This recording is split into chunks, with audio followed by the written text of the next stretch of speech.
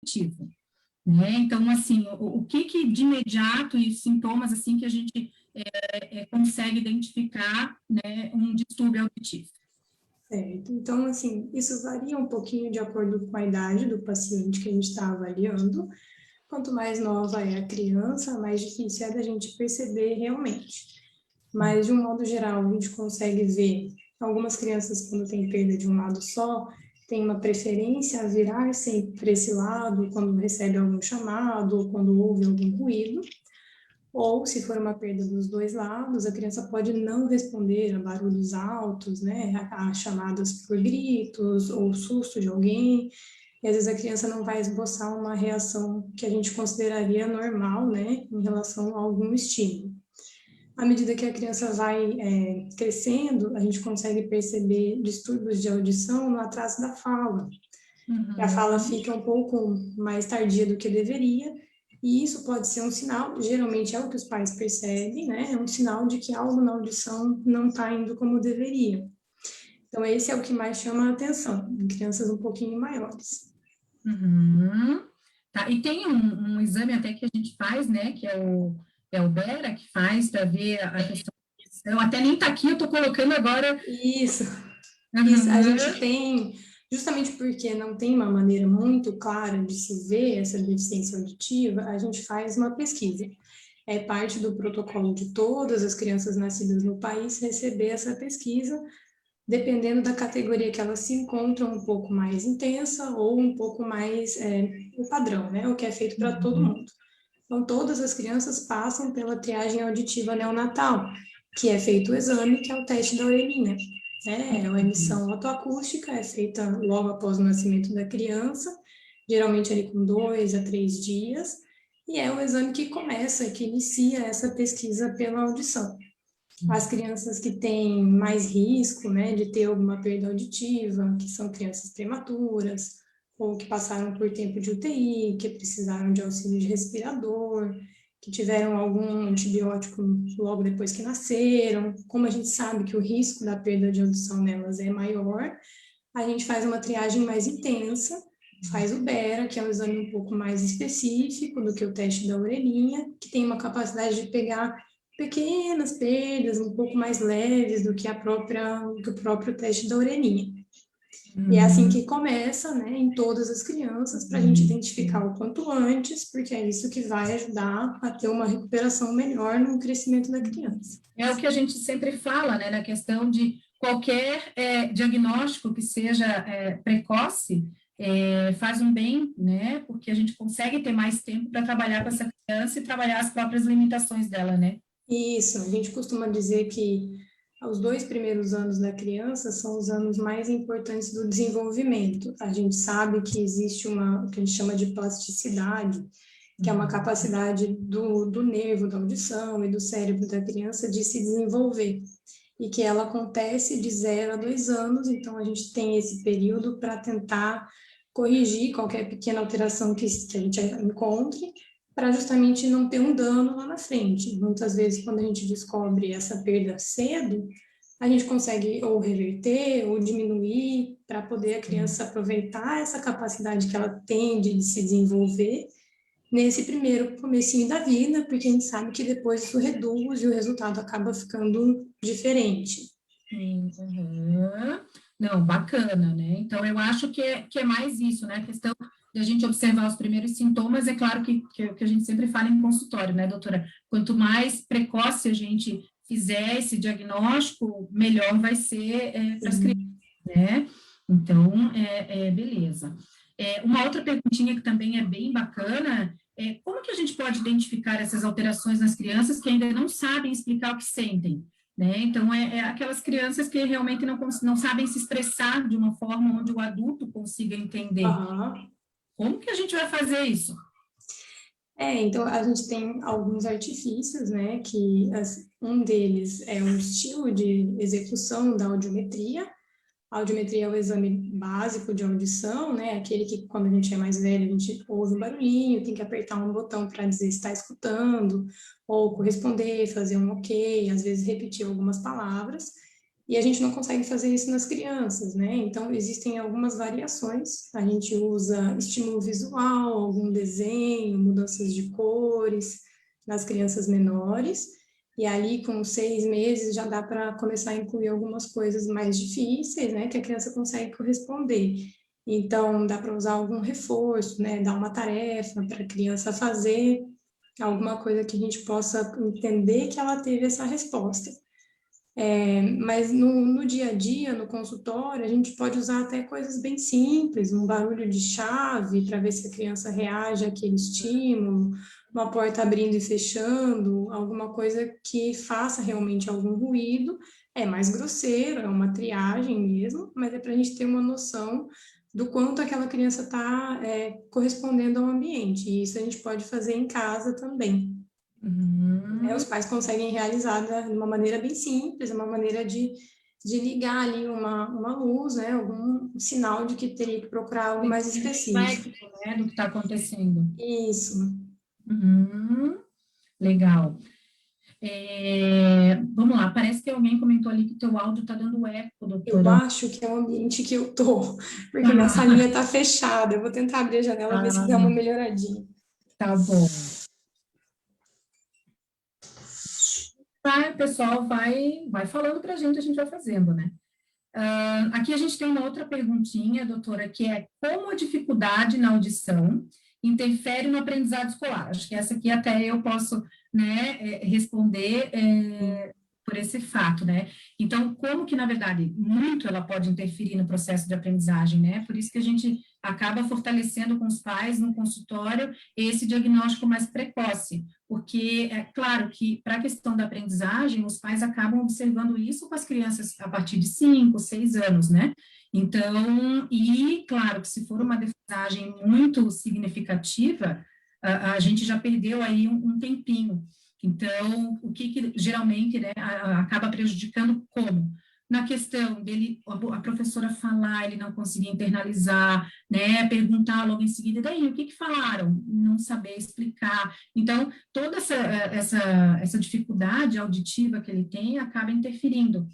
Principalmente também na questão da alfabetização. Então, a gente tem ali crianças que às vezes têm uma dificuldade auditiva ou até uma dificuldade na fala, acaba refletindo na questão da aprendizagem, né? O que a gente sempre sugere, eu particularmente no consultório, acabo passando assim para 99% dos meus pacientes para realmente fazerem uma audiometria antes, um processamento auditivo, então tudo isso para a gente acabar descartando qualquer possibilidade aí de perda auditiva, né? Então, muitas vezes até o próprio diagnóstico é errôneo quando a gente não faz esses testes, né? Porque é um teste que eu aparentemente acho que são os básicos para que a gente tenha certeza de que a criança não está aprendendo porque não está ouvindo. Né? Isso é uma coisa que gera bastante dúvidas nos pais, até de qual profissional procurar. Porque às vezes as pessoas pensam em neuro, às vezes pensam em oftalmo, pode ter alguma coisa da visão relacionada que pode atrasar o desenvolvimento, e às vezes no otorrino. Eu geralmente falo que o ideal são os três, porque a gente tem que ter certeza que não tem nada errado em nenhuma dessas áreas. Mas a gente recebe assim, bastante queixa no consultório de mães nesse sentido. Às vezes, crianças que trocam vogais ou que não conseguem falar o RR e o LL bem certinho. E às vezes isso é um sinal sutil de que alguma perda de audição está instalada. Pode ser uma perda leve, mas que para a criança faz bastante diferença, porque ela não tem o mesmo estímulo de som para copiar. Então, muitas vezes a criança não entende muito bem o que está escutando e aí tem dificuldade de reproduzir e acaba atrapalhando, né, no colégio e no desenvolvimento. A gente vê que vai ficando diferente das outras crianças e aí isso chama um pouco de atenção. E deixa eu ver aqui. Daí, o que acontece? A gente acaba, eu vejo bastante que agora está bem forte essa questão de antes da gente fechar todos, né, a maioria dos diagnósticos, ficar encaminhando realmente para ver essa questão da audição e tudo mais. Então, hoje eu vejo que está muito mais tranquilo a gente conversar com os pais e fazerem com que eles, né, observem esses aspectos para a gente até ir descartando qualquer possibilidade.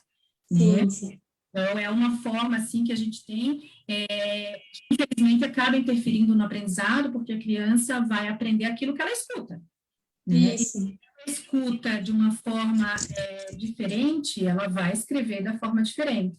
Então, com relação ao aprendizado, é muito importante mesmo essa questão, né? A gente tem que ter o estímulo, né, para conseguir reproduzir. Então, a criança é aquele famoso copia e cola, tudo que a gente mostra, eles tendem a fazer igual. Então, eles precisam do estímulo sonoro para desenvolver a fala, para conseguir, né, evoluir no seu desenvolvimento geral. Maravilha. Uhum. Temos uma aqui que fala assim: quais são as principais causas de problemas auditivos e se é possível a gente prevenir esses problemas auditivos? É possível sim, assim, são inúmeras as causas, as mais comuns também variam com a idade, mas, por exemplo, em crianças ali recém-nascidas, existem causas que são genéticas, né? E existem causas que são relacionadas a síndromes. As genéticas são mais difíceis da gente descobrir antes do nascimento. As que têm relação com síndrome, a gente consegue até pegar, às vezes, no pré-natal. Tem algumas coisas que a gente consegue fazer no pré-natal bem certinho, observar outras alterações que não sejam da via auditiva, às vezes na face, alguma coisa diferente no comprimento dos membros, e aí chama atenção para síndromes que a gente sabe que vão interferir na audição, e isso dá a gente a chance de, quando a criança nasce, já interferir o quanto antes e corrigir isso, né, o mais cedo possível. Nas crianças um pouquinho maiores, ali na faixa dos 3 até os 8 anos, os problemas auditivos, na maioria das vezes, estão relacionados com problemas respiratórios. Não existe uma chance grande de uma criança que ronca ou que tem as apneias do sono, de ter uma adenoide grande, né, que é a carne esponjosa que a gente fala que fica lá no fundo do nariz. A gente sabe que no fundinho do nariz existe uma comunicação com o ouvido. É uma ligação através de um tubo de músculo e de cartilagem, né, um tubo que conecta essas duas regiões, e que a função dele é fazer uma ventilação, uma troca do ar do ouvido. Quando a criança tem adenoide muito grande, ela cresce exatamente em cima desse tubo. E aí ela pode obstruir essa saída de ar. A consequência disso é que gera um acúmulo de secreção dentro do ouvido, e isso leva a um tipo de perda auditiva que é completamente reversível, às vezes só com tratamento clínico, em alguns momentos com a retirada da adenoide, né? Às vezes a gente precisa passar para a parte cirúrgica para conseguir resolver. Em alguns casos também tem que tirar lá diretamente esse líquido dentro do ouvido.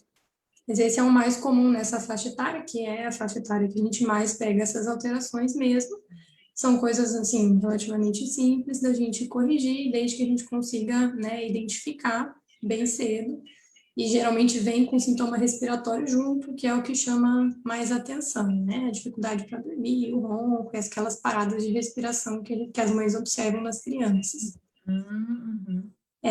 Mais para frente, à medida que a criança vai crescendo, pode acontecer algumas infecções de repetição. Essas infecções podem levar a alguma perda auditiva, às vezes elas podem gerar uma perfuração no tímpano, e aí essa perfuração também atrapalha na audição. Vai, com o passar da idade, aparecendo causas diferentes, né? Na primeira infância, o mais comum realmente são essas relacionadas com a adenoide, com esse acúmulo de líquido, que é o que a gente chama de otite serosa, né? Que é um líquido não inflamatório, não infeccioso, ele é um líquido limpo, mas que atrapalha a vibração do tímpano, e aí, por conta disso, a criança tem uma dificuldade de ouvir. Uhum. E é nítido, né, quando eles fazem essa cirurgia, que a gente acaba percebendo que afeta a questão até da aprendizagem, né, levando para a minha área um pouco. Eu tenho alguns pacientes que fizeram a cirurgia da adenoide e tudo mais, assim, o resultado é muito gratificante, porque daí eles Sim. conseguem, né, ter uma fala mais expressiva e automaticamente passar para o papel aquilo que eles estão ouvindo. Isso, a gente observa. É um conjunto ali de uma coisa dependendo da outra, que no final tudo acaba sendo positivo, né? Tem esse Uhum. momento multidisciplinar. Sim, a gente vê uma diferença bem grande, assim, no desenvolvimento da criança como um todo, né?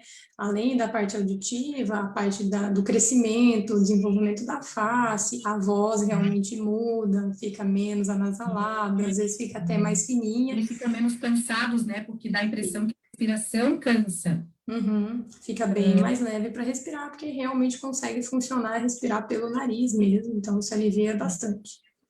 E Uhum. a mucosa do nariz, do ouvido, da garganta está toda relacionada. Geralmente, quando a gente tem alteração em uma, pode ter reflexo em outra, porque elas são basicamente a mesma mucosa, né? Uma caminha para a outra. Então, é bem comum a alteração de uma área gerar uma alteração em outra, né? E aí, Uhum. corrigindo uma, a gente corrige a outra também, que é bom, facilita. Sim, claro, né? É isso que é bacana, né? Às vezes você trabalhando uma questão ali acaba já resolvendo outras, né? Que ficam ali juntas no processo. Uhum. Vamos lá. Perfuração do tímpano. Como ocorre e quais são os riscos de surdez? Isso a gente até, às vezes, a gente que é leigo, né, vai enfiando o cotonete, a gente pensa nessas coisas toda louca, mas é realmente, né, a questão da perfuração do tímpano é uma coisa que a gente tem que cuidar bastante, né? É, sim, assim, a gente acha, as pessoas às vezes não acreditam que acontece, e realmente acontece aquelas histórias da pessoa que deixou o cotonete no ouvido porque foi limpar e esqueceu, e virou para o lado e bateu, e acaba perfurando o tímpano assim, de uma maneira completamente evitável, né? Então, as principais formas de perfurar o tímpano são através de trauma, né? Algo que leve diretamente até o tímpano uma lesão, que costuma ser dessa maneira. Pode acontecer por acidentes de carro, algumas coisas mais graves, ou então por infecções. A própria infecção pode gerar uma perfuração. Tem alguém perguntando ali. Tem uma pergunta ali, bem bacana. Essa pergunta é bem bacana. Realmente, corpo estranho, né? Alguma coisa de diferente no ouvido, que não seja cera, que é de produção natural, pode, na hora que introduz o corpo estranho, né, gerar perfuração, se for algo traumático, rápido, né? Ou, às vezes, na retirada pode acontecer. Na maioria das vezes, Só complementando, né? A pergunta, na verdade, para quem está acompanhando, é que, por exemplo, doutora, derrubei a bolinha do piercing dentro do ouvido e foi difícil para tirar. Posso ter perfurado o tímpano? Então, né, aí que você falou ali da questão do corpo intruso. isso, do corpo estranho, do diferente, que não é Ah, o normal de estar ali. sim. Isso. Beleza. Então, realmente pode acontecer uma perfuração. Às vezes é no momento em que esse corpo diferente entra, e Uhum. aí a gente consegue perceber bem uma perda auditiva, né, naquela hora, você sente que está para o ouvido. Depois da lavagem, assim, é difícil, na maioria das vezes a gente consegue retirar com a lavagem, com o soro, que é algo que não tem uma chance grande de levar à perfuração, é um procedimento bem tranquilo, desde que ele seja feito pelo profissional, pelo especialista, não é para causar perfuração. Quando causa, a gente consegue identificar no momento em que aconteceu e a pessoa também sente essa perda de audição. A perfuração do tímpano, ela dói bastante. Então, se você não sentiu uma dor muito grande, né, e não teve diferença de audição, provavelmente você não perfurou seu tímpano na remoção, E se, né? assim, né, uma pergunta leiga agora minha, e quando a gente faz essa perfuração, o que se faz daí, né? O que se faz alguma coisa? Ou... Geralmente, quando a perfuração é bem pequena e é causada num ouvido saudável, que não tem infecção, ela costuma fechar sozinha. Então, a gente tem alguns cuidados ali para não deixar entrar água, para não gerar uma infecção em cima, porque o próprio tímpano consegue crescer de novo e tampar aquele buraquinho. Bacana, aham. Geralmente consegue, fecha sozinho, não tem que operar, quando é uma coisa pequena e bem controlada. Se Ah, for uma perfuração maior ou uma perfuração mais antiga, perfurei há 10 anos atrás, quando entrou uma abelha no meu ouvido e passou esse tempo todo, aí geralmente precisa de cirurgia para corrigir. E é algo que tem um potencial grande de melhorar a audição do paciente, né? Geralmente, quando opera, melhora bastante a audição, desde que seja uma perfuração sem mais nada, né, associado, sem nenhuma outra doença. Mas as Bacana. pequenininhas fecham, inclusive as que são por infecção. Às vezes o tímpano fica cheio de pus, né? Faz uma otite, uma infecção dentro dele, e por ficar tão pressionado e não ter para onde esse pus sair, ele estoura o tímpano e vaza o ouvido. É isso que eu ia perguntar, tipo, quem tem otite, assim, que, né, é claro que para fazer a perfuração tem que estar num grau bem elevado, mas, assim, com a otite a gente consegue que aconteça essa perfuração? Consegue, é por pressão mesmo, por não ter Uhum. para onde sair aquela secreção, o lugar mais fácil é o tímpano, ele é o mais fino, então é mais fácil de romper. Então, Ah, geralmente, por pressão, o tímpano rompe, libera aquela secreção. É interessante até que é uma coisa dolorida, né? Então, a gente sente bastante dor enquanto ainda não rompeu. E quando rompe, alivia, porque tira aquela pressão, aquele e incômodo aí que a aquele pessoa pus tem. acaba depois também se... Ele acaba saindo, a gente trata essa infecção e essa perfuração também tem uma tendência muito boa de se cicatrizar sozinha, é difícil precisar de cirurgia para isso. A não ser Uhum. aqueles que se repetem. Se acontecer muitas vezes de infeccionar, reinfeccionar, reinfeccionar, aí acaba que a perfuração fica muito grande e a gente precisa corrigir. Geralmente esse ouvido tem algum fator associado que leva às infecções, a gente acaba tendo que corrigir ele também. Então, esses Uhum. são mais delicados, os outros só pela infecção costumam voltar 100% ao normal sozinhos. Que bacana, né? Porque a gente sempre tem essa coisa que, ai, perfurou o tímpano e agora, o que que a gente faz?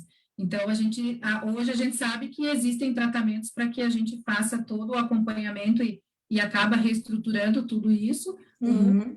realmente caso cirúrgico, né? Sim, as pessoas têm um receio muito grande, né, de perder a audição, Sim. e geralmente quando acontece a perfuração, o pensamento automático é que, meu Deus, eu vou ficar surdo. Aham. E geralmente essa é a preocupação das pessoas, e faz Sim. bastante sentido, é uma preocupação bem razoável, né, normal, mas graças a Deus essa não é a regra, na maioria das vezes a gente consegue corrigir e não ter nenhum dano.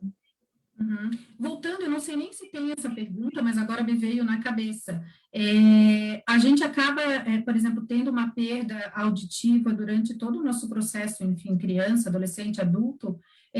O que é mais comum, assim, a gente, né, ter que faça refletir na perda auditiva? No sentido, assim, de acelerar. Ou tipo, eu estou aqui tranquila e de repente eu acabei tendo essa perda auditiva. O que que gera isso? O que que pode acontecer para que, né, isso aconteça? Isso é bem interessante porque tem umas coisas que às vezes as pessoas não se atentam. Por Uhum. exemplo, todas as doenças metabólicas, né? O diabetes, relacionadas com colesterol, tireoide, de um modo geral, essas doenças podem acelerar as perdas auditivas, né? Auditivo. Todo mundo, em algum momento, vai ter uma perda de audição, é um processo natural do envelhecimento. A Uhum. tendência é que isso comece ali em mulher um pouquinho mais cedo do que em homem, mas lá por 55, 60 anos, a gente começa a ter alguma diferença que a gente consegue sentir realmente no dia a dia. Uhum. Mas a gente sabe que hábitos alimentares influenciam e conseguem acelerar isso, né? O fato de ser homem ou mulher pode também Uhum. mudar esse perfil. E as exposições de ruído que a gente tem ao longo da vida. As pessoas que trabalham com barulho, que precisam usar protetor auditivo em fábrica, têm um risco maior de ter uma perda auditiva. E aí, quando junta com a perda da idade, ela acaba ficando bem significativa. Uhum. E muitas vezes até fones de ouvido, né, em volume muito alto, com uma frequência muito Isso é o que está grande. acontecendo hoje, né, nesse nosso novo. É tudo online, é tudo com fone, as aulas são online, São então online. hoje está usando muito a nossa questão da audição para tudo, né? Sim, Isso preocupa até os adolescentes, as mães, né? É uma pergunta que sempre trazem no consultório, como que a gente faz? Porque tem que jogar com o fone, tem que falar com os amigos no fone. A aula é online e é no fone. uhum. parece que a gente está acelerando um processo, né? Então, De certa o forma. o que de repente a gente pode estar fazendo para, de repente, assim, amenizar esse processo? O que a gente pode cuidar sempre é no volume. O que mais faz diferença é o quão alto está esse ruído. O fone, ele joga o som direto em cima do tímpano, né? Então, ele tem um potencial maior. Então, ali a gente realmente não pode exagerar no volume. Não exagerando no volume, dá para utilizar o fone com tranquilidade. Se der para preferir fones, né, que são aqueles headphones que não vão direto dentro do ouvido, também é melhor, porque ajuda na ventilação, principalmente se você for ficar muito tempo usando. Então, quem trabalha com computador, quem tem que estar o dia inteiro usando o fone no ouvido, acaba que é melhor esse fone que é direto ali na orelha e não no buraquinho lá do ouvido. Sim, dá uma amenizada, pelo menos, né? Porque Sim, porque ele não fica tão deixar de abafado. deixar de usar a gente não tem como. É Hoje em difícil, a gente não consegue. dia não tem. Então, a gente tem que fazer da melhor maneira possível para tentar adaptar, né? Isso, o que a gente pode cuidar mesmo é o volume. Ó, a gente está com uma pergunta do Face, eu acabei passando aqui, mas deixa eu pegar aqui a pergunta do Face, só um pouquinho. Deixa eu ver aqui, porque nós temos uma pergunta do Facebook. Cadê? Não estou achando aqui, ó. Como suspeitar da falta de audição em crianças com menos de 2 anos? Eu acho que até essa pergunta a gente já acabou respondendo, né, no início. Isso. Para recapitular, assim, principalmente observar a reação da criança aos estímulos do dia a dia. Ver se a criança tem preferência por um lado, se ela vai olhar para você sempre pelo lado direito ou sempre pelo lado esquerdo, ou se ela não vai ter reação. Se ela não tem resposta a uma panela que caiu, a alguém que bateu uma porta, sons intensos, no mínimo isso a gente espera que a criança reaja, né, se assuste de alguma maneira, e principalmente no atraso da fala, né? Quando a criança demora muito para conseguir desenvolver a fala, pode ser que ela tenha uma perda auditiva e aí isso chama atenção. Beleza. Vamos lá, então.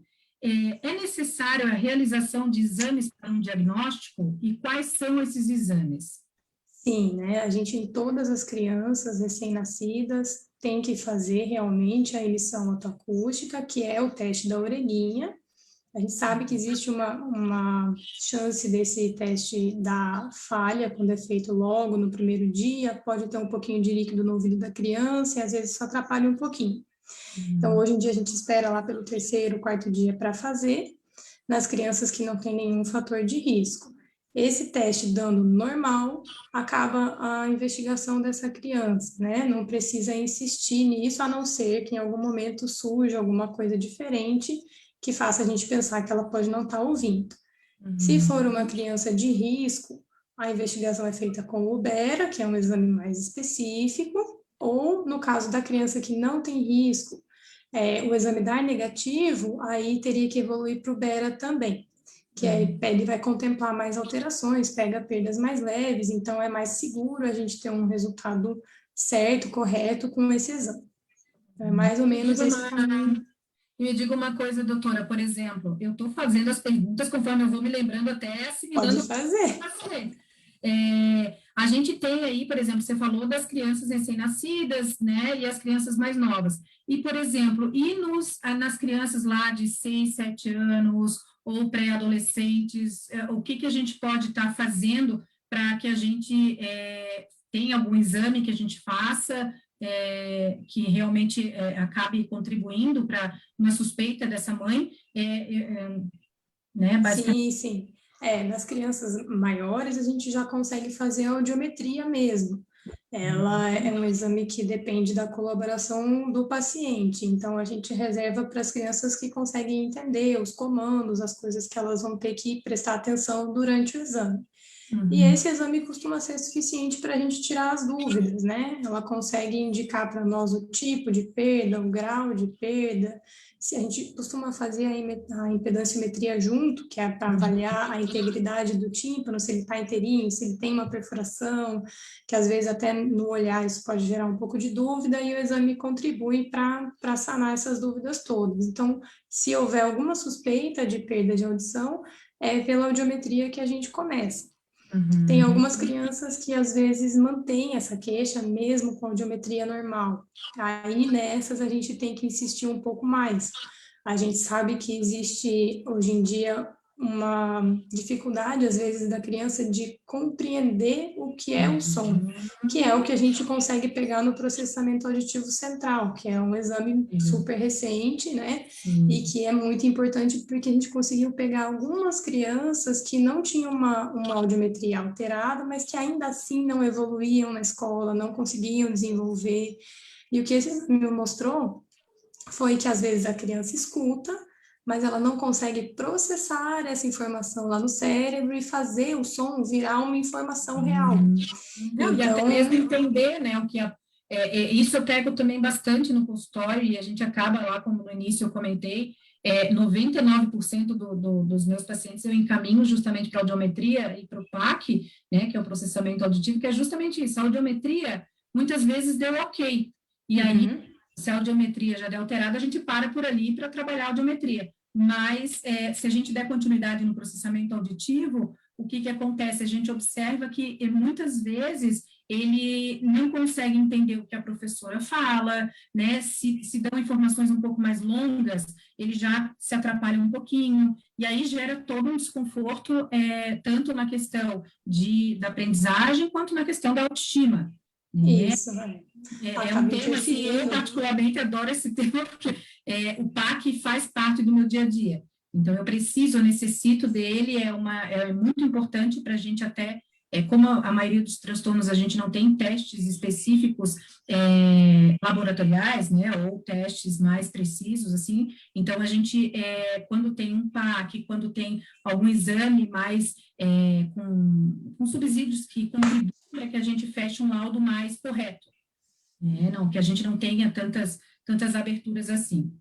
Isso, hoje a gente sabe que no passado a gente acabou perdendo muito diagnóstico por não ter esse exame, porque é uma coisa realmente recente, mas contribuiu muito para poder ajudar as crianças no seu desenvolvimento, a não sofrer com essa dificuldade, é uma coisa real, né, que realmente a gente acaba...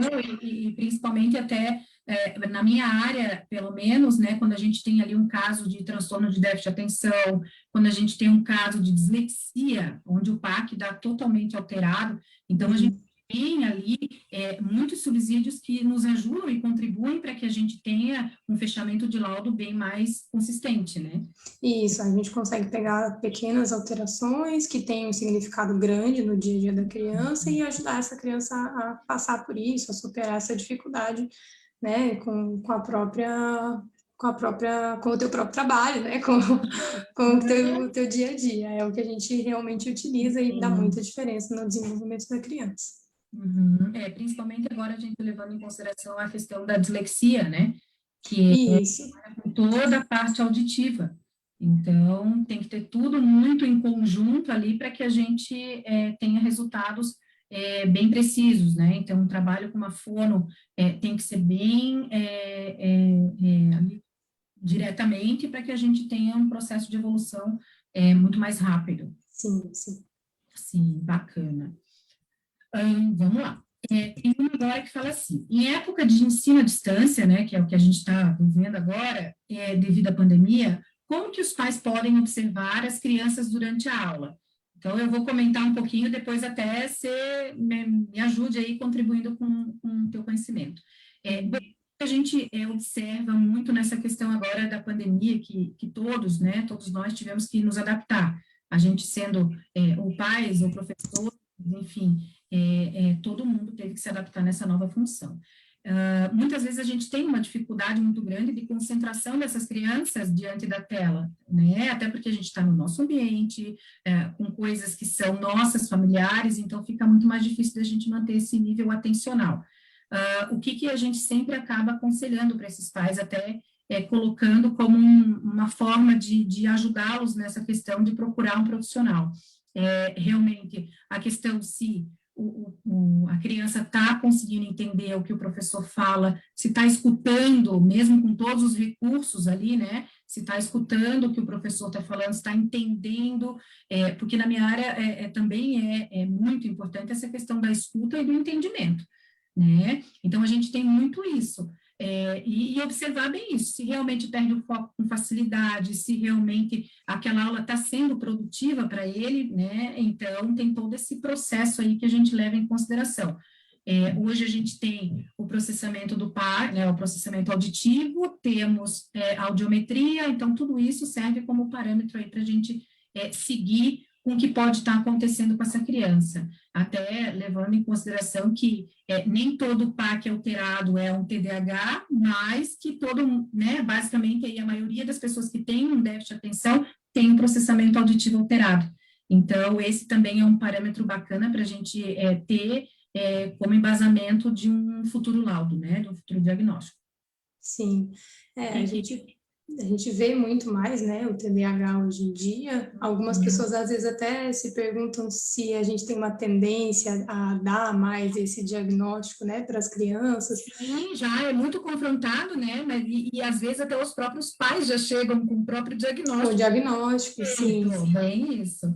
Eu acho que a gente teve, ao longo dos anos, muita contribuição mesmo de exame diagnóstico. Então, isso ajudou muito a gente identificar essas crianças para poder fazer o tratamento, né, e conseguir um resultado melhor na qualidade de vida delas.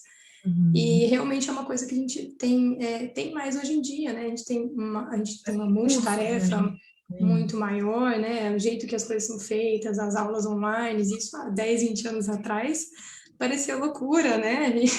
Parecia fora do possível. E hoje realmente é uma realidade bem diferente, é uma dificuldade, realmente é difícil se manter concentrado numa aula à distância, o estímulo é outro, a criança, né, precisa de algo próximo, né, para focar, então realmente... se dá na troca, né? Então, sim. Coisa meio distante. Distante, sim. Está ali na tela, mas você está distante. A aprendizagem, ela se dá na troca.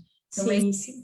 É uma dificuldade muito grande que as crianças estão tendo nesse processo agora, né? É muito comum, acho que muita gente deve passar por isso, muitas mães devem ter esse questionamento mesmo de como ajudar, de como fazer isso funcionar, porque realmente é uma situação difícil, né, para todo mundo.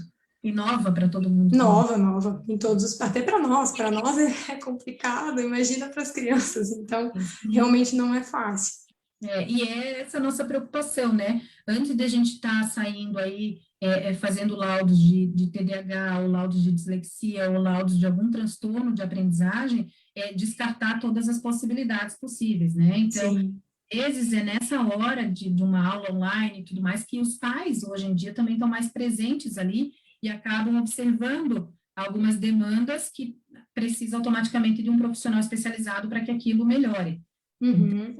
Tem até uma vantagem, né? Porque a criança está mais próxima, então é mais fácil de perceber isso, o pai consegue ver, a mãe consegue ver, não fica na dependência, às vezes, da própria escola, então alguma coisa de bom, com certeza traz, a gente acaba tendo essa chance, né? Sim. Bacana. Temos lá, então, distúrbios auditivos também ocorrem durante a fase adulta? Essa era uma pergunta que eu ia fazer também.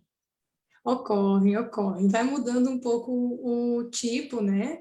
Entra mais naquele do envelhecimento, do relacionado ao ruído, tem algumas coisas específicas da mulher, né? Mas acaba ocorrendo sim. Inclusive, é uma coisa bem interessante da gente falar, aproveitar a oportunidade, porque na grande maioria das vezes a gente tem como resolver, tem como melhorar. Mas ainda existe um preconceito muito grande das pessoas com o aparelho auditivo. E isso é algo que a gente não percebe nas crianças, né? Elas não têm essa dificuldade de aceitar o aparelho auditivo como um auxílio na audição e tudo mais. E às vezes acontece realmente nas crianças a gente precisar colocar o aparelho auditivo, seja ele por forma de cirurgia, seja o comum que a gente vê bastante em idoso, e ele traz um benefício muito grande. É bacana poder falar porque é muito legal mostrar para as pessoas a diferença que o aparelho traz no dia a dia, né? Você poder colocar e sentir o quanto aquilo melhora a tua comunicação com o ambiente, com os teus familiares, para ver uma TV, para jogar um baralho. E aí, geralmente, nesse momento em que a gente consegue mostrar isso, é que a gente consegue convencer o paciente de que vale a pena utilizar o aparelho, de ter algo no ouvido, algo que possa gerar algum tipo de incômodo, mas que o benefício é muito É muito maior. maior, né? E que quanto antes a gente consegue colocar esse aparelho, mais fácil é da gente se adaptar, mais fácil é de ter bons resultados. E na maioria das vezes na idade adulta, a perda auditiva, pensando mais nos idosos mesmo, né, é a presbiacusia, que é relacionada com a idade, e o tratamento principal realmente é o aparelho, que é o que vai trazer benefício, ajuda a gente a segurar a progressão da doença. A gente sabe que a perda da audição fica mais lenta se a pessoa consegue utilizar o aparelho. Então, tem N benefícios, né? Tem várias coisas que fazem valer a pena. E é uma dificuldade, né, principalmente nos mais idosos, de usar o aparelho. A gente tem isso muito comum até na família, né? Ah, eu vou usar um pouquinho, depois quando vê, cadê? Já escutou, É, Então, tem tudo isso também que não é fácil a gente fazer com que eles percebam que tem a parte positiva disso tudo, né? não, essa é uma dificuldade real, eu acho que de minha, de todos os colegas da área, é uma coisa que a gente passa no dia a dia, essa dificuldade de mostrar, de convencer o paciente o quanto vai valer a pena aquele desconforto. Porque realmente, a gente sabe, ninguém tem vontade de ter algo colado ali na orelha o tempo inteiro, mas o benefício realmente é muito grande. E o que a gente mais pega no pé é justamente porque às vezes acontece de chegar num ponto de não adiantar mais, de ficar tantos anos sem o estímulo do som, que aí quando você coloca já não tem aquele benefício, já não vai dar a diferença que a gente poderia ter se tivesse colocado às vezes 5 anos atrás, 10 anos atrás. Então, é bem importante poder falar disso, porque realmente muda a vida das pessoas. A gente, às vezes, pega E pacientes a que parte você não emocional consegue. também, né? A parte Super. emocional, também pensando por esse lado, tipo, acaba ficando inconveniente, às vezes, as pessoas que não entendem, ou as pessoas que não sabem que aquela pessoa tem uma limitação, tem uma dificuldade, Sim. e eles acabam ficando constrangidos também, né? Então, O que a acaba gente vê é que a pessoa vai se fechando cada vez mais. No bem. começo ela escuta e não entende. Daí ela se esforça, e daqui a pouco ela fica incomodada de ter que perguntar 2, 3 vezes. Aí ela acha que os outros estão incomodados de responder, e aí nisso eles vão parando de comunicar, vão parando de perguntar. E aí, com o passar do tempo, a pessoa se exclui, né? E isso é muito ruim em vários sentidos, né? Sem Sim, falar que a gente fica mais sozinho, né? Fica mais triste, não tem distração, porque não consegue conversar, não consegue interagir. E às vezes chega num ponto tão grave que a pessoa chega a perder uma proteção, né? A audição, ela é um sentido importante porque ela protege a gente, né? De um ruído de uma batida de carro, de, às vezes, uma sirene de incêndio, um grito de alguém assustado que possa pedir ajuda ou dizer que alguma coisa errada está acontecendo. Então, acaba tendo ainda esse prejuízo de perder a proteção mesmo. sim, sim, se tornar algo muito mais grave, né? Sim, não é simplesmente não poder conversar, né? Gera, Sim, sim, sim. Não, gera outras, me outras veio consequências. uma dúvida agora, tipo, nada a ver com o que a gente está falando agora a respeito desses aparelhos auditivos que acabam contribuindo para a nossa audição. E a questão do surdo mudo lá? Tipo, eu sei que não tem nada a ver aqui nas nossas perguntas que a gente recebeu, mas é uma coisa né? Então, a gente tem todo o processo ali de Libras e tudo mais, mas essa questão é o que? É mais genética? Como que é a maioria desses casos? Tem bastante causa. A gente tem dificuldade, às vezes, até de identificar o que veio primeiro, né? Acontece muito da pessoa ficar muda, né? Não desenvolver a fala, porque não teve o estímulo sonoro, né? Desculpa. Aham. Isso é o mais comum. Se você não tem, se você, é aquela criança que você perdeu a chance, né? Que você não conseguiu pegar ali com menos de 2 anos e fazer a correção e dar o estímulo que ela precisa, e aí ela não consegue desenvolver a fala. Na maioria das vezes é isso. Costuma ter relação com coisas genéticas, geralmente são perdas de audição mais intensas, né? Mas sempre tem que ter ali essa falta de assistência. Algumas realmente são muito graves e a gente não consegue mesmo recuperar, mas essa é a minoria, a grande maioria a gente tem o que fazer. E aí, quando não consegue pegar no momento adequado, às vezes passa mesmo e acaba que a pessoa não consegue desenvolver a fala porque nunca ouviu, porque Tem um nunca teve esse estímulo, né? estímulo. É, Uhum. Por isso que até tem vários estudos agora, diante dessa loucura que a gente está vivendo, do atraso da linguagem, né, e da escuta das crianças ali, né, do entendimento. Então, é uma coisa que o estímulo ficou diferente, né? né, Diminuiu e se não for tudo, trabalhado, automaticamente acaba refletindo em todas as áreas. com certeza. Não, é um tema para a gente ficar discutindo aí a noite inteira. E se deixar, Porque tem muita coisa, e a gente tem. muita coisa nova, muita coisa que está gerando dúvida, está gerando desconforto para as famílias, né? Porque Sim, sim. a mãe e o pai era mãe e pai. Hoje eles têm que ser mãe, pai, médico, cuidador, enfim. Então, é uma Professor de tudo um pouco. isso mesmo. Então, está sendo uma adaptação para todo mundo. Então, Sim. coisas assim bem bacanas que a gente pode até nas próximas lives colocar aí como um trabalho até preventivo, né? Uhum. Que ajude todo mundo a saber lidar com esses transtornos. Isso. Vamos lá, então, para a nossa última pergunta, que é: quais os principais sinais para se procurar um auxílio médico? Então, vamos lá. Então, assim, a gente volta mais ou menos naquilo que comentamos lá no começo. Todas as coisas que podem chamar atenção no sentido auditivo.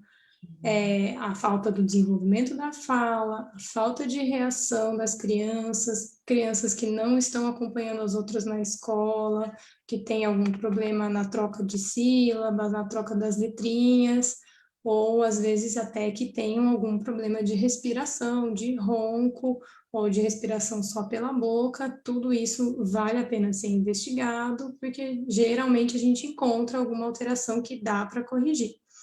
Eu acho que Uhum. essas seriam as principais, falando ali de criança. Se a gente for pensar no adulto, seria o que a gente chama de surdez súbita, né? Uma perda súbita da audição. Acordei e fiquei surdo. Isso tem Uhum. inúmeras causas. Às vezes pode até ser uma rolha de cerume, né? Que durante o banho pode ter ocluído, ou que às vezes de tanto usar o cotonete se acaba acumulando e um dia realmente fecha o ouvido de vez. E são coisas que devem ter avaliação para a gente fazer o diagnóstico certinho e conseguir resolver, dar o melhor resultado auditivo. E no idoso, o principal, o momento, assim, da gente realmente intervir é quando ele começa a se queixar para a gente que escuta, mas não entende. Ou troca Uhum. alguma palavrinha muito parecida, o nem com o bem, o quem com o nem, o dar com o lhe, ou com o lhe, não, com o falar, coisas parecidas, né? Sons que são similares, mas que se você tiver que prestar muita atenção, você pode confundir. Nesse momento é o melhor momento da gente pegar, porque ali já tem alguma perda de audição, e aí é a hora da gente entrar com o aparelho para não deixar ela evoluir. Entendi. Uhum. Na verdade, a gente tem aí vários processos e vários sintomas que acabam tendo que ter essa avaliação de um profissional, porque se a gente for postergando cada vez, ali vai ficando mais aguçado, né? E principalmente quando a gente pensa numa perda aguda, né, rápida, né, que não é aquela coisa que foi piorando aos pouquinhos até que realmente ficou bem ruim.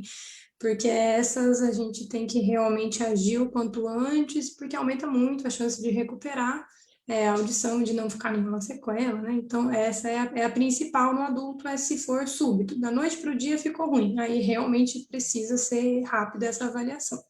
Uhum. Não, bacana. Tem mais alguma observação, doutora Carol, que a gente pode estar fazendo aqui que seja importante? Não sei se alguém mais tem alguma pergunta. A gente está aqui olhando o Instagram, mas o Facebook também não, né, a gente está ali acompanhando. Veja se tem mais alguma coisa para complementar. E se não, a gente, né, vê aí, vamos partir para uma próxima com outros assuntos aí. Eu acho que a gente conseguiu pegar um pouquinho de É tudo, um né? tema bem bacana, é um tema muito atual, né? Então, sempre levando para uma demanda hoje que a gente, querendo ou não, tem no dia a dia, e que hoje talvez até sejam fatos que são mais observados do que há tempos atrás, né? Porque hoje está Isso. mais um tempo em casa, um pouco mais, né, observando, com relação aos pais com a criança, com relação aos filhos com os pais, né, que são...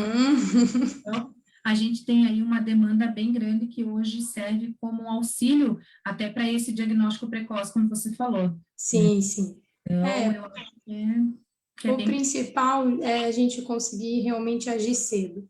A maioria das coisas tem algo que a gente possa fazer, e a nossa maior dificuldade ainda é, até hoje, realmente conseguir pegar esse paciente na fase inicial para dar todo o suporte que ele precisa. Então, acho que de todas as mensagens, a mais importante realmente é essa.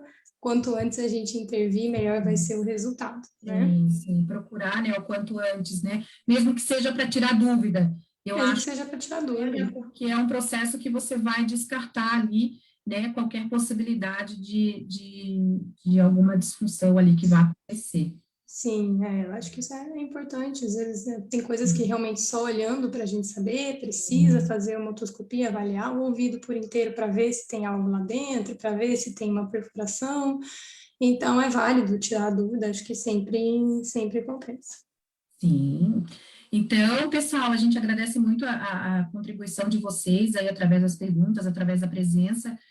A gente fica aqui à disposição de vocês para novos temas das lives. Então, assim, no momento que a gente está passando aí, tem muitas ideias, então podem contribuir aí para que a gente faça as lives com temas bem diversificados. A gente está com todos os profissionais super engajados, então fica bem bacana a gente estar fazendo aí as lives nos assuntos que vocês escolherem, tá? Se podem lá curtir o Sense.Curitiba lá no Instagram, nós temos o Sense também no Facebook, temos o nosso site também, e então a doutora Carol está com a gente no Sense, e aí qualquer dúvida que vocês tenham é só marcar uma consulta, tá bom? Obrigada, doutora, pela tua presença, doutora. Eu acho que foi bem esclarecedor, e aí a gente vai vendo aí novos temas para a gente estar colocando para as pessoas. Eu que agradeço, para mim é um prazer, é muito gostoso poder falar dessas coisas e quem sabe ajudar alguém que ouviu, né, e que possa buscar algum auxílio nesse sentido. Então, para mim é muito gratificante. Se alguém tiver alguma dúvida e quiser mandar ali no particular, a gente responde, né? Não tem problema nenhum, que às vezes o pessoal fica com... Isso, aí se quiserem tirar mais alguma dúvida que porventura tenha ficado, estou à disposição. Perfeito. Tá bom, gente? Então, obrigada, tenha uma boa noite, e aí a gente vai conversando, certo? Beijos. Um beijo. Tchau, tchau.